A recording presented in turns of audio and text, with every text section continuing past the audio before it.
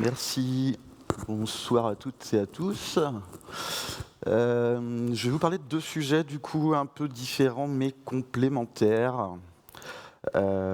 Si on prend aujourd'hui un petit héros du jour qui arrive en terre inconnue, imaginons un développeur junior dans le web, dans sa zone de confort, il est en reconversion, il découvre la tech, l'état du dev web aujourd'hui, et puis souvent on va lui dire vas-y, soit tu vas faire du front, soit tu vas faire du back. Les deux, ouais. Bon bref, il fait sa feature, côté front, il est content, il livre, il part en prod, et là, boum, ça bug de partout, c'est lent. On peut cliquer plusieurs fois sur un bouton, ça lance 15 actions. Son appli crash s'il n'y a pas de réseau. Bref, bon, je ne vais pas vous raconter l'histoire de ce petit dev front, en fait. Je ne vais pas non plus cracher sur l'écosystème Node.js aujourd'hui, même s'il y aurait de quoi dire. Ça, c'était en septembre l'année dernière, je crois qu'il y a eu 5 ou 6 attaques de vers qui s'auto-répliquent encore comme ça. Mais bon, on ne va pas cracher là-dessus, on va cracher sur le réseau surtout. On ne va pas non plus critiquer la taille des bundles JavaScript et de vos nodes modules. Désolé. Côté contexte, je vais parler d'applications web, d'applications, pas de sites statiques. Et tout ce que je vais vous dire là s'applique aussi au mobile et vient en partie du mobile. Donc allons-y. Aujourd'hui, quand on fait des applications web pour nos clients, hein, monsieur en ESN, souvent, on fait ça de base. On fait un client dans une SPA, que ce soit du React, du Angular, du Svelte, du Solid, qui va passer par Internet pour interroger un serveur qui va répondre, envoyer du JSON, souvent en REST. Et ce serveur interroge une base de données qui est hébergée quelque part dans le cloud, chez quelqu'un d'autre. Souvent, on fait ça de base quand on démarre des projets, voilà, sans trop se poser de questions. On fait comme on a toujours fait. Ça a des avantages, évidemment, bien sûr, mais ça a beaucoup de problèmes, notamment au milieu. On a Internet, on a la latence réseau, on a des erreurs potentielles, on a des paquets qui se perdent, et on a des choses qui peuvent arriver.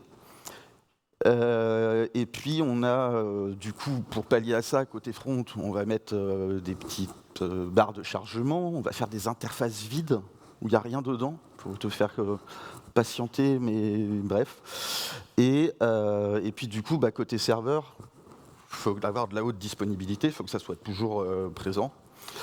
Et on a des contraintes du coup d'uptime, d'astreinte, pour voilà, de haute dispo. Des choses, quand on est dev, qui sont principes que tous les programmeurs devraient connaître. Voilà. Les chiffres de latence, on est très mauvais dans notre cerveau humain à comprendre un peu ces échelles. Hein. La nanoseconde en haut, on est au niveau du microprocesseur, du cache. Et puis plus on descend, plus on va être dans les accès mémoire, dans les accès...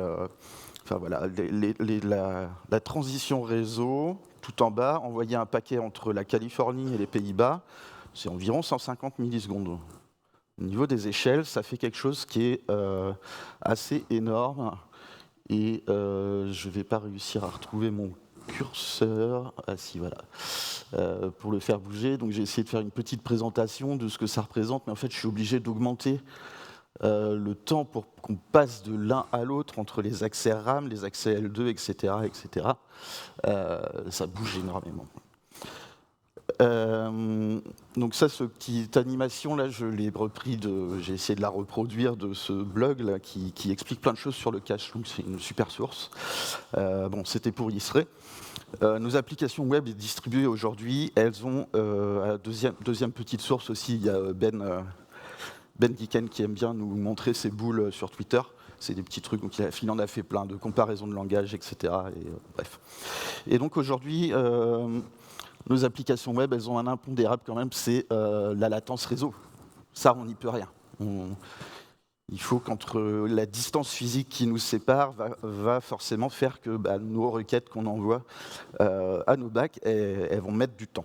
Même si c'est du temps aujourd'hui qui est négligeable, autour de moins de 100 millisecondes généralement, c'est quand même à gérer.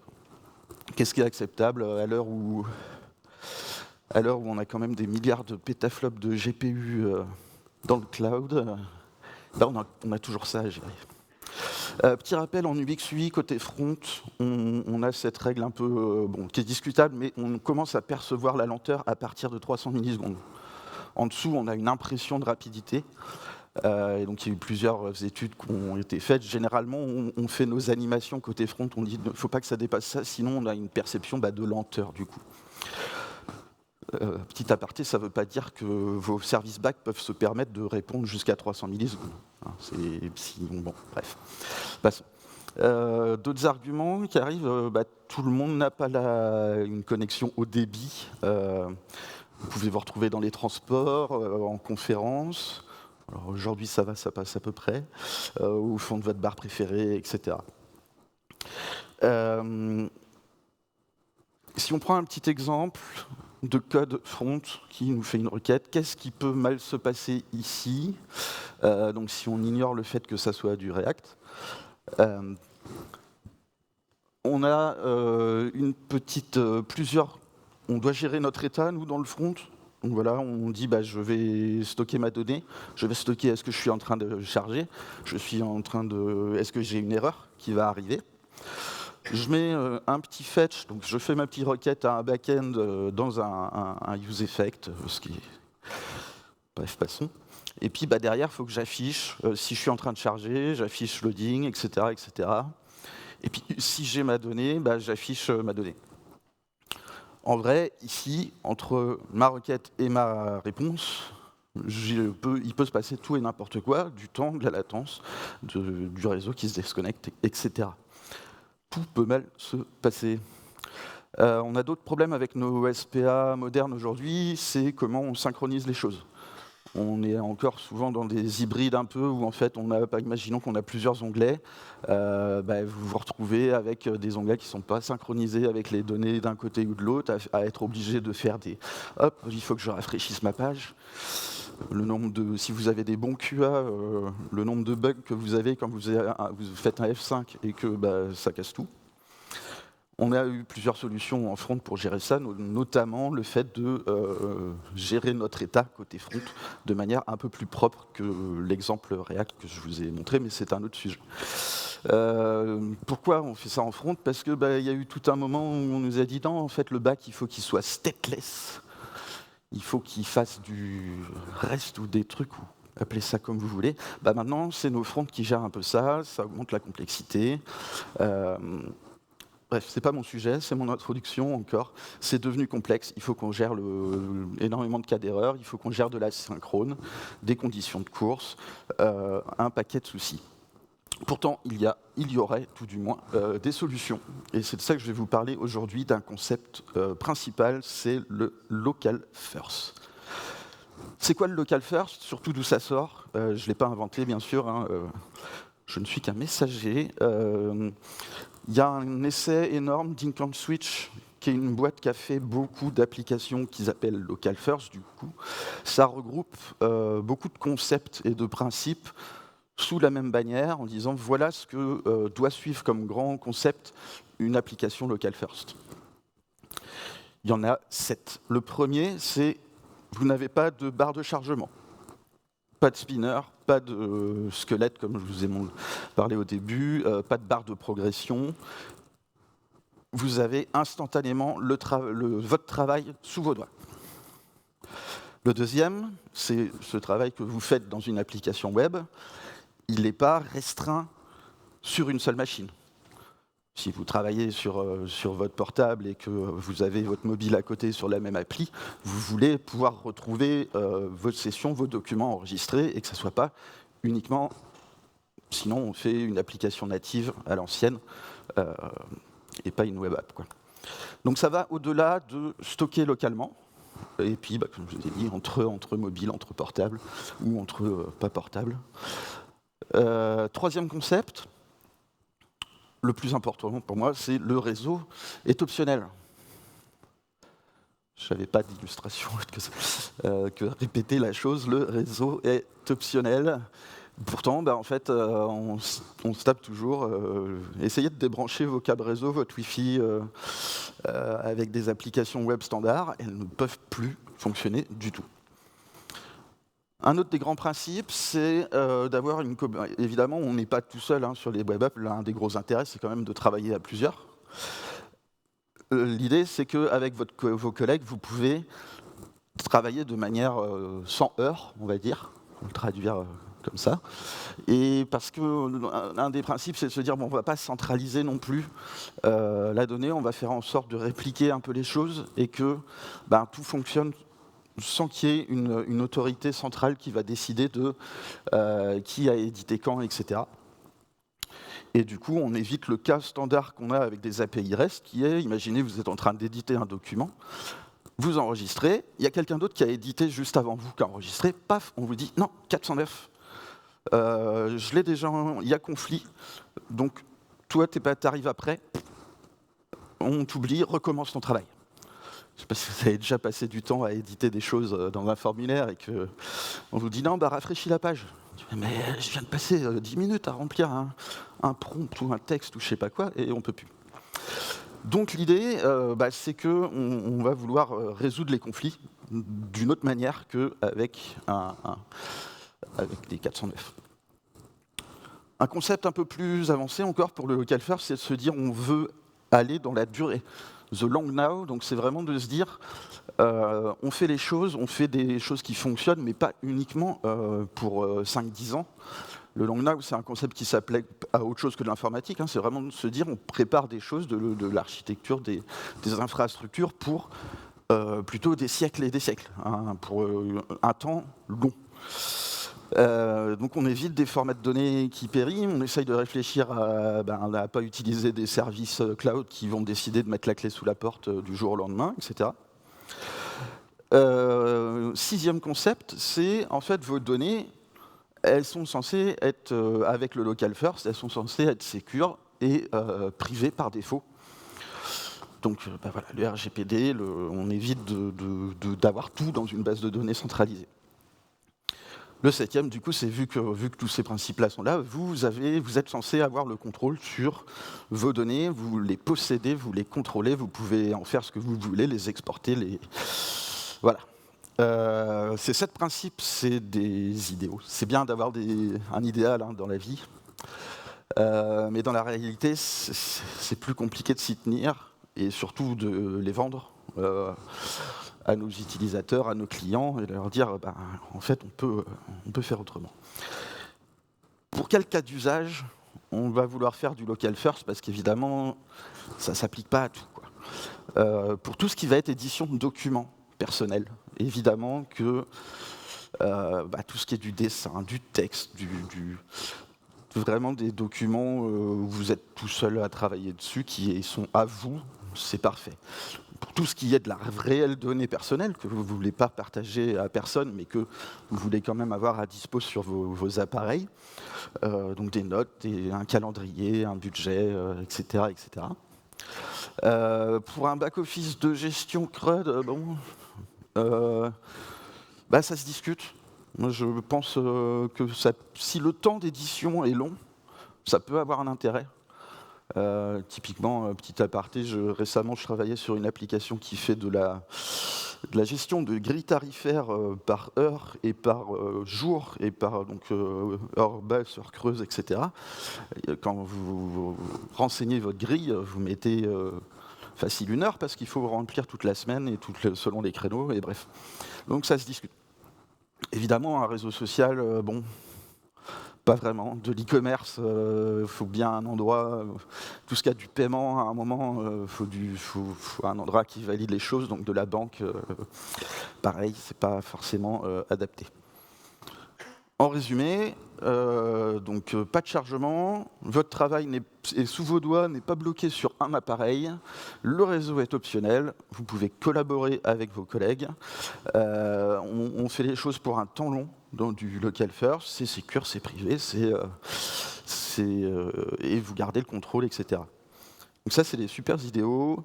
Pour moi, les 4 premiers sont indispensables et sont super intéressants à suivre dans les applications qu'on veut développer. Même nous, en tant qu'utilisateurs, on veut ça, quoi. Bon, le reste, c'est un peu du bonus quand même. C'est un peu du... Ok, faut le vouloir et puis il faut arriver à le vendre, ce qui n'est pas forcément facile. Donc bref, comment on va implémenter tout ça? Le premier truc, c'est de se dire, ma base de données, je ne vais pas la mettre dans le cloud, je vais la mettre localement sur les machines des gens. Donc si je reprends mon petit schéma, ma base de données principale, que mon interface, que mon client va interroger, elle n'est plus cachée derrière un serveur, elle est directement sur le poste de l'utilisateur. Ça va nous éviter de passer par le réseau en premier. On va d'abord taper la base de données, donc pas de latence. On peut fonctionner, du coup, vu qu'on est uniquement entre notre UI et notre BDD, on peut fonctionner hors ligne. Et puis, vous allez avoir moins de coûts pas de loader. Si vous avez votre base de données en local, elle répond quasiment instantanément. Vous avez des SSD maintenant. Voilà, plus de loader. Votre serveur, il peut ne pas être disponible, vu qu'au milieu, on va avoir un mécanisme de synchro qui fait que ça peut fonctionner hors ligne. Et la synchronisation, elle peut se faire soit en direct si vous avez du réseau, soit en différé, en se disant, une fois que le réseau va revenir, j'ai mes données locales que je vais resynchroniser avec le back. Donc une des implications de ça, c'est que du coup, vous devez avoir votre logique métier, effectivement, côté front, et que côté back, vous n'êtes plus obligé de payer de la haute disponibilité. On peut se dire, ok, ça peut tomber de temps en temps, ça se synchronisera quand il faudra. On a quoi comme solution pour gérer des bases de données locales dans des web apps aujourd'hui? On a nativement un truc qui s'appelle IndexedDB, qui est dans tous les navigateurs. Mais on peut faire pas mal de choses, notamment avec du WASM, WASM, où par exemple, il y a des gens qui ont compilé SQLite en WASM pour que SQLite tourne dans le browser. Il y en a d'autres qui ont fait pareil, mais avec PGLite, qui est une version plus légère de Postgres. Il y a des solutions natives en JS qui vont implémenter une base de données qui tourne en local. Et puis, en fait, il y en a d'autres. Hein, mais mes exemples ne sont pas exhaustifs. J'ai pas la science infuse non plus. Et bref, pourquoi vouloir utiliser autre chose qu'IndexedDB? Parce qu'il y a quelques limitations, notamment la taille maximale de ce que vous pouvez mettre dans IndexedDB. J'ai plus le chiffre exact, mais l'API IndexedDB est pas super géniale. Il y a une gestion d'erreur qui est pas ouf, voilà, pas folle. C'est pas vraiment réactif, vous êtes obligé d'aller interroger votre base de données, vous n'allez pas avoir des résultats instantanément. Et il y a un petit coup de mise en place qui est un petit peu complexe. Donc ça, je l'ai pris de Dexy, qui ont des argumentaires. Justement, Dexy est une solution qui permet, par-dessus du local storage, de vous fournir ce qu'on va appeler des live queries. La live query, cette idée, c'est que vous allez vous abonner à votre base de données locale et être automatiquement notifié des mises à jour de cette base de données. Et puis, si vous voulez écrire dedans, c'est pareil. Vous avez une API pour faire ça. Il n'y a pas que Dexy qui fournit ce truc-là. Donc, Dexy est par-dessus un IndexedDB. Donc, ça vous donne une API un peu plus sympa. PGLite a nativement la chose, et SQLite, avec certaines implémentations en WASM, vous permettent ça. Si je vous montre un petit exemple de ce que c'est qu'une live query dans du code React encore, vous avez ici un effet où je vais dire je vais utiliser ma live query et je vais sélectionner avec une API qui ressemble à du du SQL, enfin de la sélection de données. Je veux sélectionner depuis ma base de données qui contient mes amis, tous ceux qui ont entre 50 et 75 ans. Le club des seniors. Et derrière, on n'a plus qu'à les afficher. À noter qu'entre ces deux choses-là, on n'a pas vraiment de promesse, on n'a pas de zen, on n'a pas d'async await. On est juste, j'interroge ma base de données locale et j'affiche le résultat dans mon même composant. Bon, ça c'est cool, ça c'est pour le stockage local.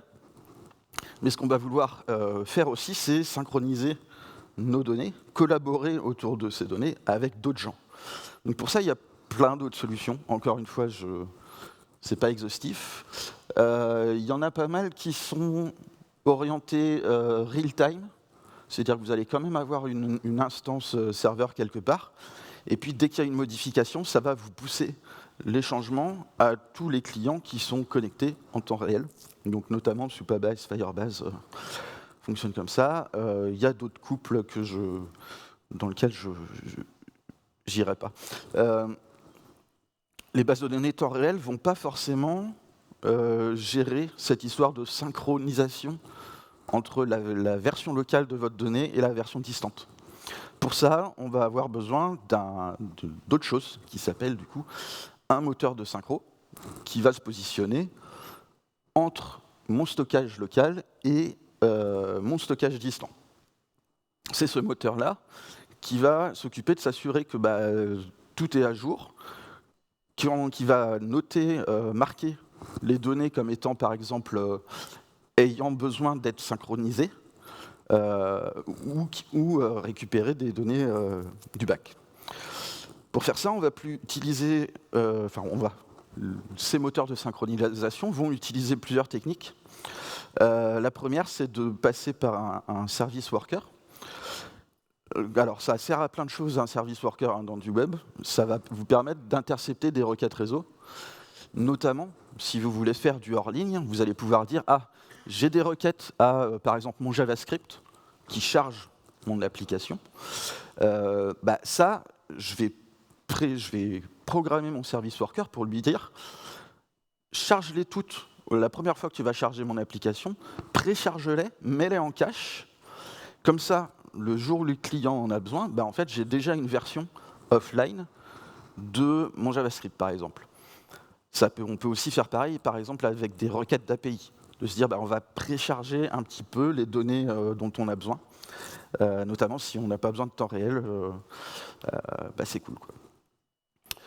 Un service worker, c'est une des briques des Progressive Web Apps, PWA. C'est un autre gros sujet que je n'aborderai pas, mais les PWA, ça vous permet de faire en sorte que vos applications web elles aient un look and feel natif sur du mobile, notamment pour accéder aux fonctionnalités natives d'un mobile, donc l'appareil photo, l'accéléromètre et plein d'autres choses. Donc vous pouvez faire du local first sans forcément être une application Progressive Web App. Et inversement, vous pouvez faire une Progressive Web App qui crache s'il n'y a pas de réseau. Hein. C'est deux concepts liés.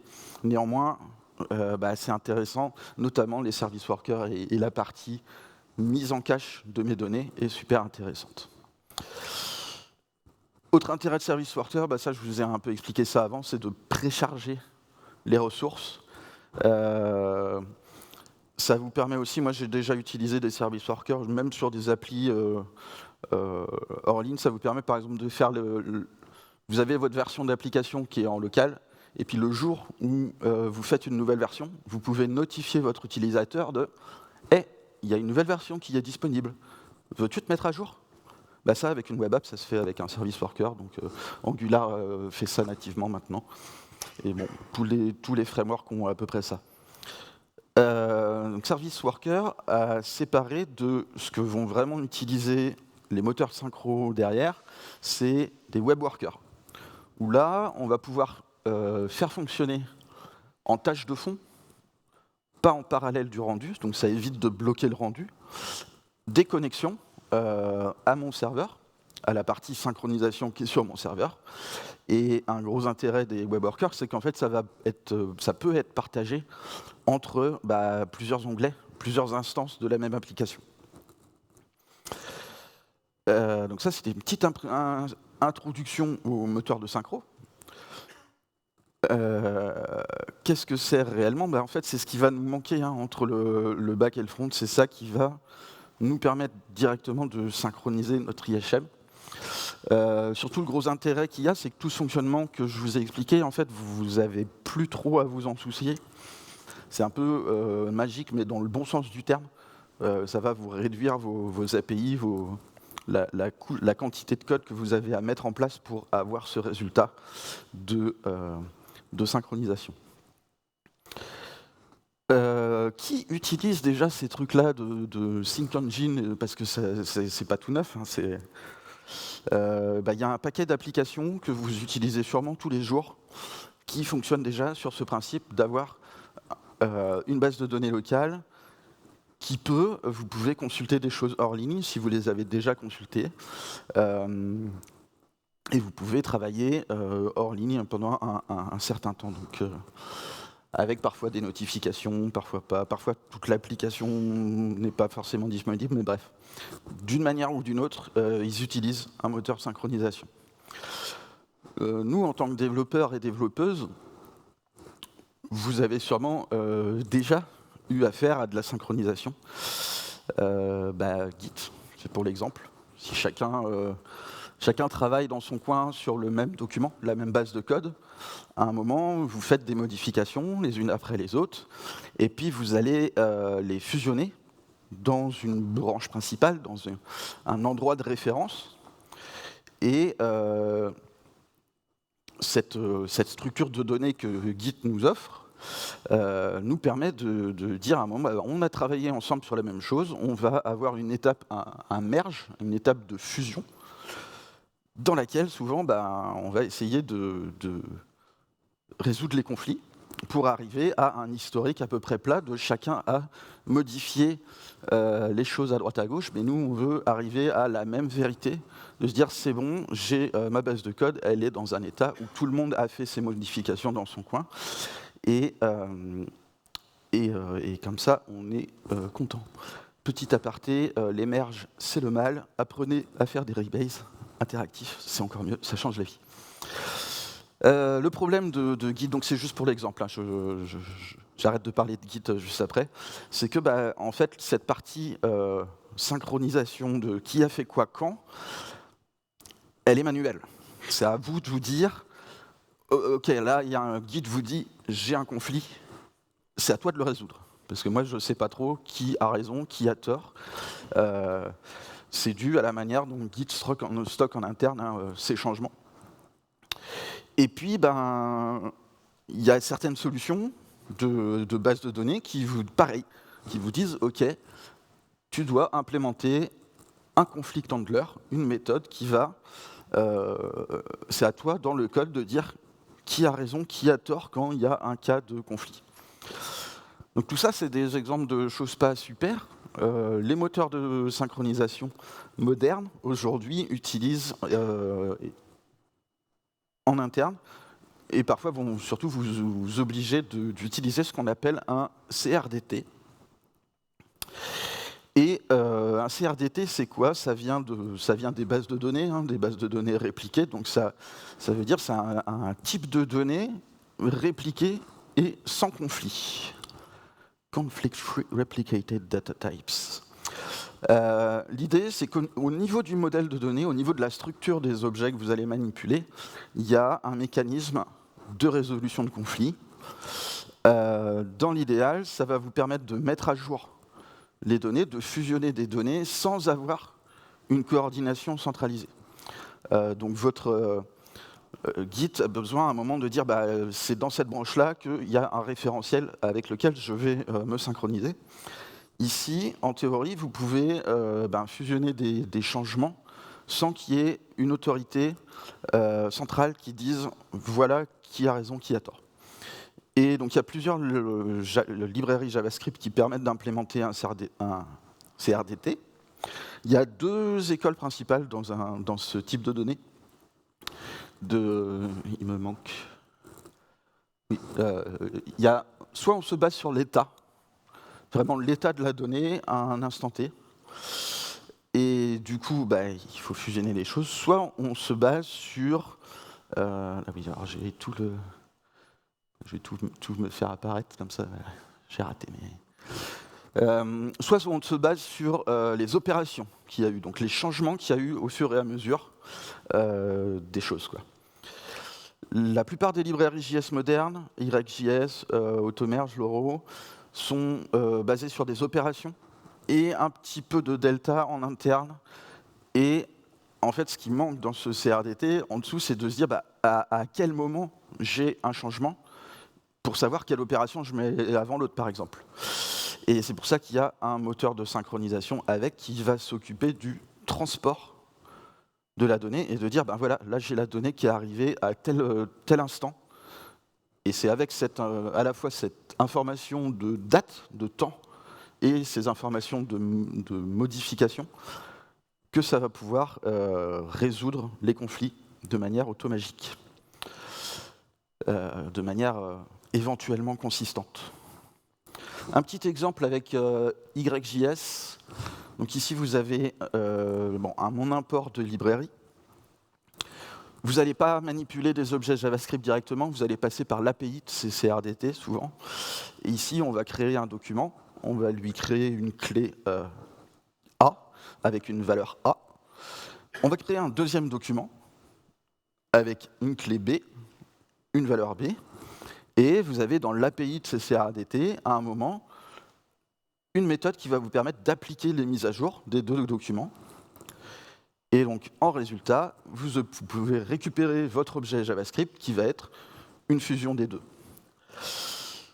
Un des gros autres avantages de CRDT, c'est que vous allez avoir une couche de données par-dessus les types simples de JavaScript, une surcouche qui va vous permettre de manipuler des objets un peu plus riches que ce que proposent de base les types natifs, mais aussi les types scalaires de base qui sont dans la plupart des langages de programmation.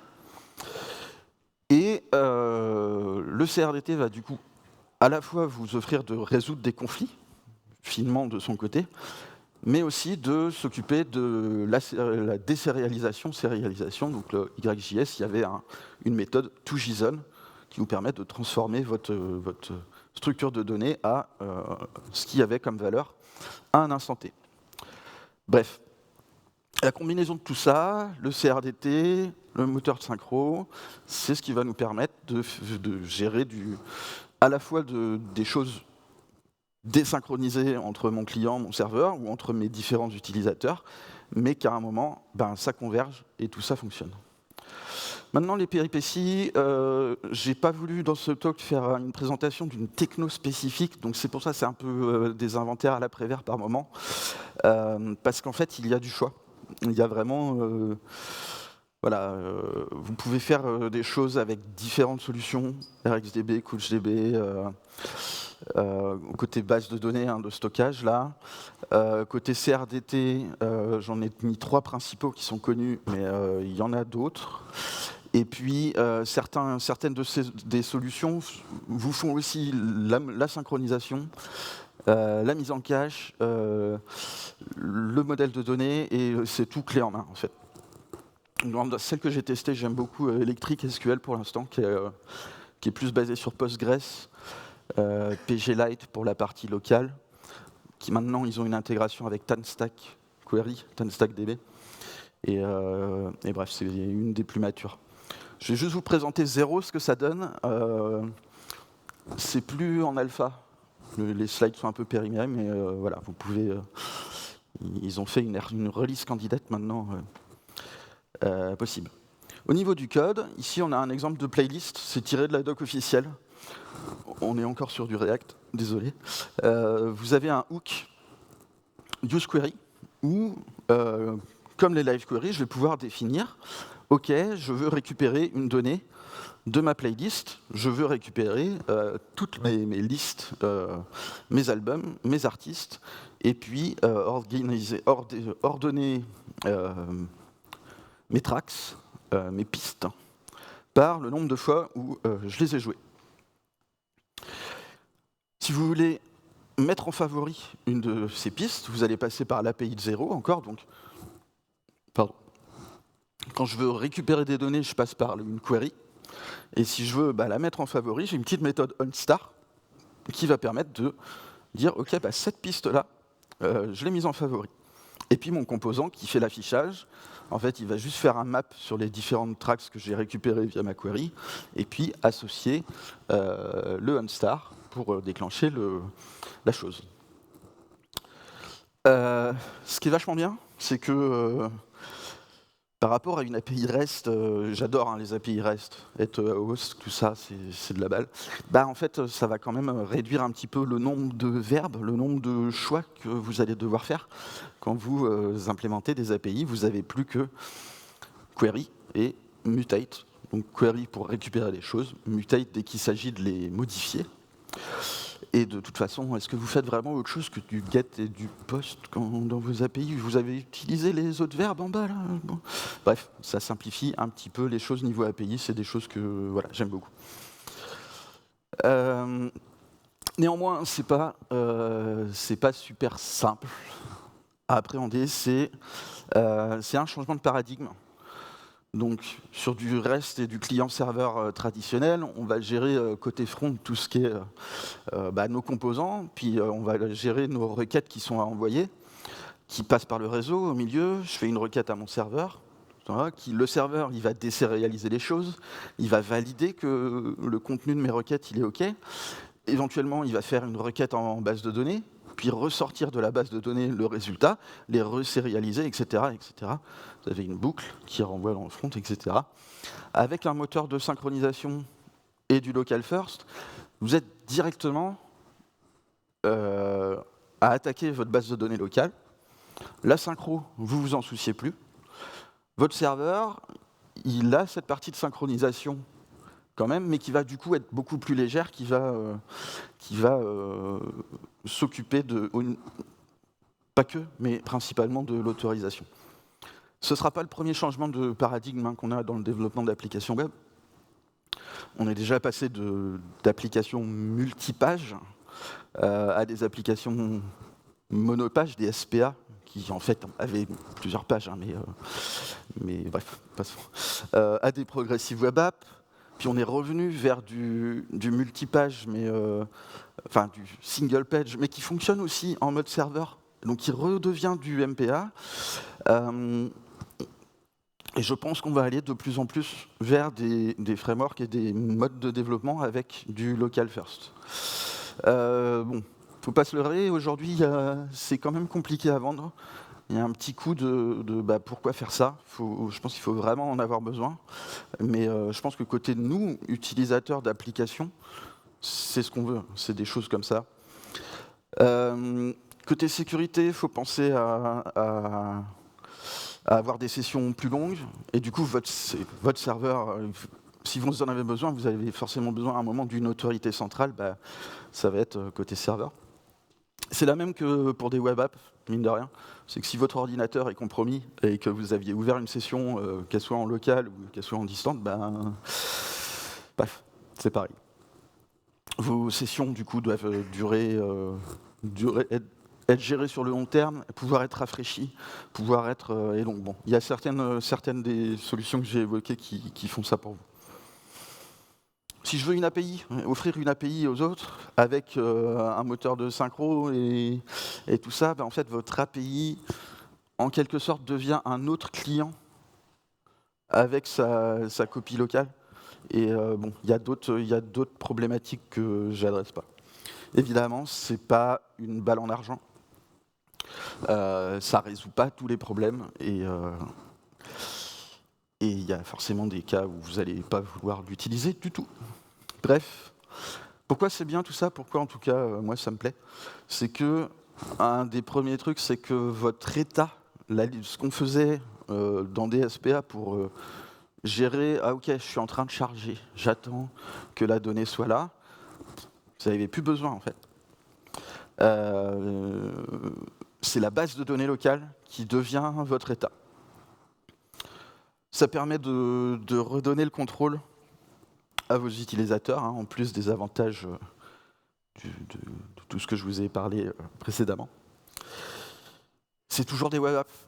On ne vient pas sur du natif iOS, du natif Android. En fait, vous pouvez garder votre connaissance de développement JavaScript, HTML, CSS et continuer à faire des applications web avec ça. Bénéfice, évidemment, pas de loader, pas de squelette, pas d'asynchrone dans le code métier. Ça, le nombre de fois où on a des bugs de tous les côtés avec ça. Ça coûte moins cher en cloud. Et puis bon, par contre, évidemment, les inconvénients, on va nous dire, je sais que ça plaît pas à plein de gens, que en fait, votre logique métier, de comment on transforme les choses pour les stocker, c'est côté front.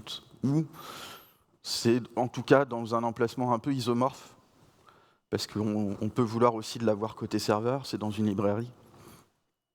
Et le back ne sert plus qu'en théorie qu'à synchroniser et autoriser et restreindre un peu. Il y a des solutions typiquement Electric SQL vous permettent de définir, vous n'allez pas envoyer à vos clients toute votre base de données de tout le monde. Votre client va vous dire salut, moi je veux les données qui me concernent. Donc le back va se dire ok, je reçois une requête de synchro, je vais t'envoyer uniquement ce que tu m'as demandé. Un autre avantage de tout ça, c'est que on commence pas, si on a besoin de faire des prototypes, de tester un peu des solutions, de se dire ok, j'ai besoin de voir, de mettre en place une base de données, un modèle de données, on peut le prototyper super rapidement parce que tout est en local. Et se soucier ensuite de ok, où est-ce qu'on va l'héberger, comment on va le faire scaler, etc. etc. Mais on peut se concentrer d'abord sur le modèle métier et puis les optimisations, les faire après. Donc à retenir, il y a différentes approches dans tout ça, mais le premier, c'est toujours ok, on agit d'abord et puis après on synchronise.